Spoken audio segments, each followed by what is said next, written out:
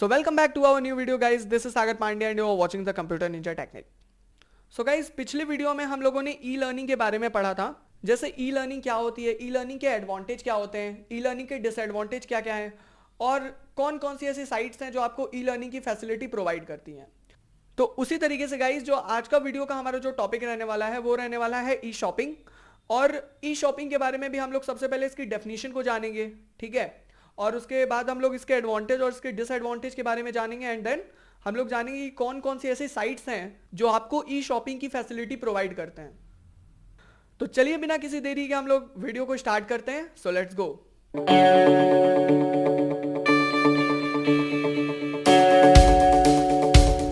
तो जैसा कि टॉपिक मेंशन है ई शॉपिंग, तो देखिए सबसे पहले समझते हैं कि ई शॉपिंग होता क्या है।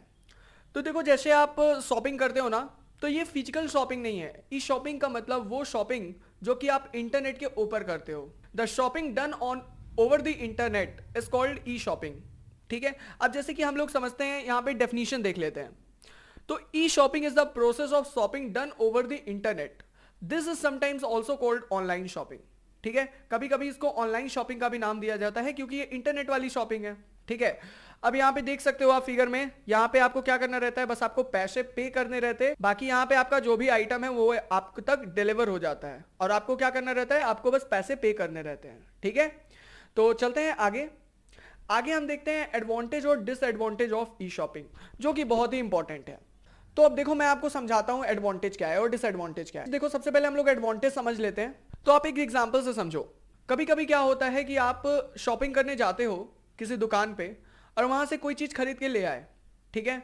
घर पे वो चीज आपको अच्छी नहीं लगी, आप उसको वापस करना चाहते हो और आप फिर से दुकान पे जाते हो और दुकान पे जाने के बाद वो दुकानदार आपसे कहता है कि ये चीजें वापस नहीं ली जाएंगी, ठीक है।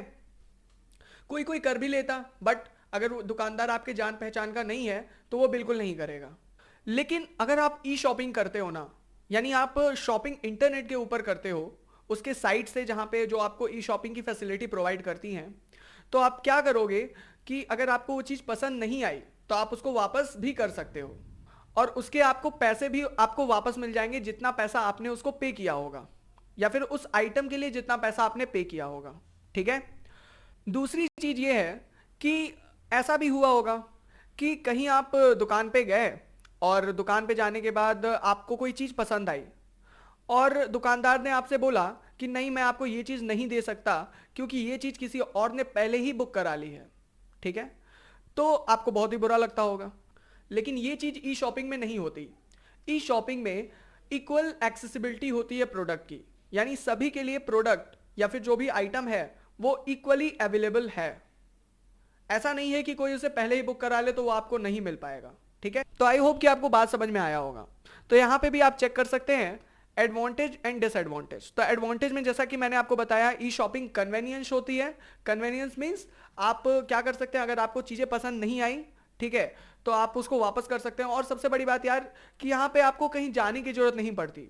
आप ऑनलाइन ऑर्डर करते हो, चीज़ें आपके घर तक डिलीवर होती हैं, ठीक है। तो आपको कहीं जाना नहीं पड़ता और आपको अगर चीज़ें वापस भी करनी है तब भी आपको कहीं जाना नहीं पड़ता। वो तक आके आपसे चीज़ें ले जाता है और फिर आपको उसका पैसा वापस मिल जाता है, ठीक है।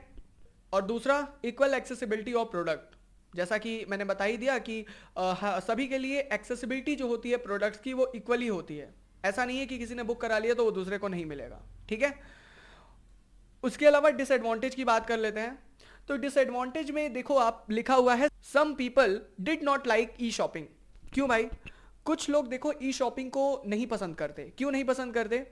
क्योंकि देखो सीधी सी बात है, कुछ लोगों की मेंटेलिटी ऐसी होती है कि वो मतलब चीज़ों को टच करके देखना चाहते हैं, ठीक है। मतलब वो कोई मटेरियल बाय कर रहे हैं या कोई आइटम बाय कर रहे हैं तो उस चीज़ को वो टच करके देखना चाहते हैं कि वो मटेरियल कैसा है, ठीक है।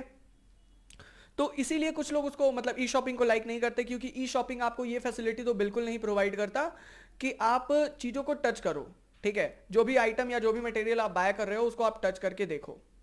हालांकि वहां पे लिखा रहता है कि वो आइटम किस मटेरियल का बना है, ठीक है, और वो उस आइटम के बारे में पूरी डिटेल आपको दी हुई रहती है, ठीक है। तो आपको फिजिकली टच की जरूरत भी नहीं है, आप पढ़ के ही आराम से मंगा सकते हो और जो आपने पढ़ा वही सेम टू सेम आइटम आपके तक आता है, ठीक है। ऐसा नहीं है कि आपने पढ़ा कुछ और उसने आइटम कुछ और भेजा, ऐसा कुछ नहीं है, ठीक है। दूसरा देखो, some people worry on feeling credit and debit card detail. सही बात है। तो गाइज ऑनलाइन में तो आपके पास दो ऑप्शन रहते हैं। सबसे पहला सीओडी। अब कुछ लोग इसको कॉल ऑफ ड्यूटी समझ लेंगे, जो कि बिल्कुल नहीं है, ठीक है। सीओडी का मतलब है कैश ऑन डिलीवरी, ठीक है। तो कैश ऑन डिलीवरी की आइटम आपके घर तक आएगा, या जो भी आपने मटेरियल बाय किया है वो आपके घर तक आएगा और आप उसको पैसे पे करोगे। और दूसरा क्रेडिट डेबिट कार्ड, ठीक है, या ऑनलाइन पेमेंट, ठीक है। तो इसमें क्या होता है कि कुछ लोग जो होते हैं ना, वो ऑनलाइन पैसे पे करने में डरते हैं। उनको लगता है कि जो भी डिटेल्स हैं वो लीक हो जाएंगी, या फिर जो भी डिटेल्स हैं, या फिर जो भी जिनको वो डिटेल दे रहे हैं वो लोग फ्रॉड हैं, उनको ऐसा लगता है। जबकि ऐसा कुछ नहीं है। अगर आप ट्रस्टेड जगह से शॉपिंग कर रहे हो, ट्रस्टेड वेबसाइट से शॉपिंग कर रहे हो, तो ऐसा कुछ भी नहीं होता। आप वहां पे आराम से अपना क्रेडिट डेबिट कार्ड डिटेल लिख सकते हो, ठीक है। तो ये हो गया एडवांटेज और डिसएडवांटेज ऑफ ई शॉपिंग, ठीक है। अब आगे चलते हैं और एक और इंपॉर्टेंट चीज पढ़ते हैं, जो कि क्या है, जो कि कौन कौन सी ऐसी साइट्स हैं जो कि अवेलेबल हैं ई शॉपिंग के लिए, या ऐसी साइट जो आपको ई शॉपिंग की फैसिलिटी प्रोवाइड करती हैं। तो देख लो, सबसे पहला है flipkart.com, जिसका नाम सभी ने सुना होगा, मुझे पता है। amazon.com, इसका भी नाम सभी जानते होंगे। फिर और भी साइट्स हैं जैसे myntra.com, indiamade.com, snapdeal.com, jabang.com, ठीक है।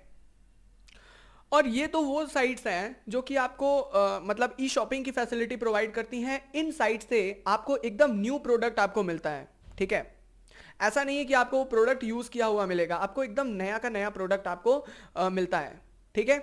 बट इसके अलावा और भी ऐसी साइट्स हैं जो कि आपको क्या करती है, रीफर्निश्ड, जिसको आप दूसरे भाषा में बोलो तो आप सेकेंड हैंड बोल सकते हो, ठीक है। तो सेकेंड हैंड प्रोडक्ट आपको देती हैं।